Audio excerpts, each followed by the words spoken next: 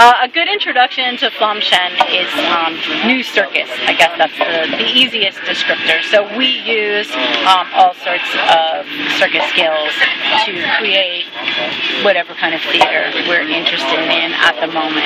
So we develop lots of crazy characters, and we utilize stilts and fire performance, fire arts, aerial acrobatics, and whatever other multimedia. We do a lot of things staging with projection work, even 3D scanning, things like that. So we're always looking at different modes, different artistic expressions that we can utilize depending on the piece, of theater and what would express, what we're wanting to express in that moment best.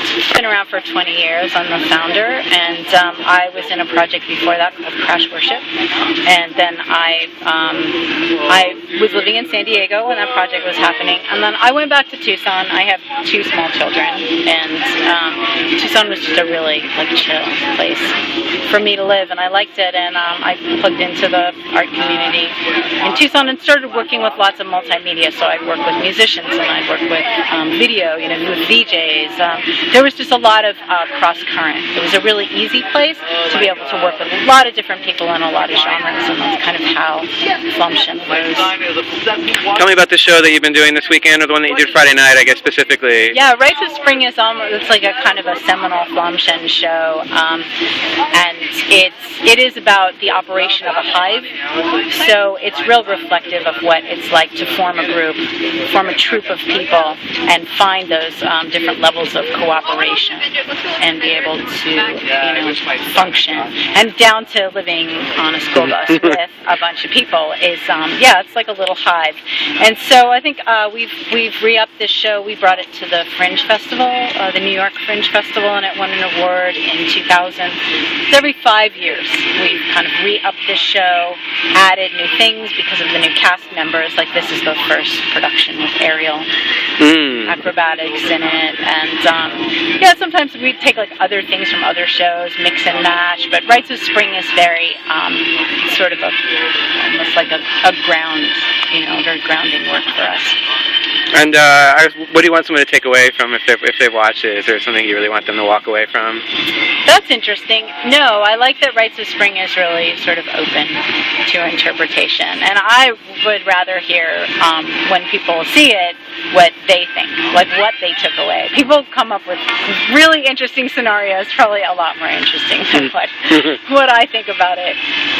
And then the piece that we'll do as the closer for tonight is completely different. So that is our stilt stuff, and when we all stilt, it's very it's definitely more lighthearted, more comic, and more booty shaking. And then tell me about the stilt walking workshops you've been doing this weekend too. This is the first time we've been at Art Outside, so we love to come and get into communities. It's a really nice way to connect with people, is to share skills. And so we thought that, we'd have 5 to 10 people who were interested, and we were inundated. And yesterday we did 3 hours, and I think we had over 30 people up on stilts. And every time one person got off stilts, there was another person waiting in their place, so eager to get on, and everybody got it really fast. So it's really kind of a nice piece of information about Austin. There are communities where people kind of hang back and they're very, they observe and stuff, but we can definitely tell that Austin's very hands-on.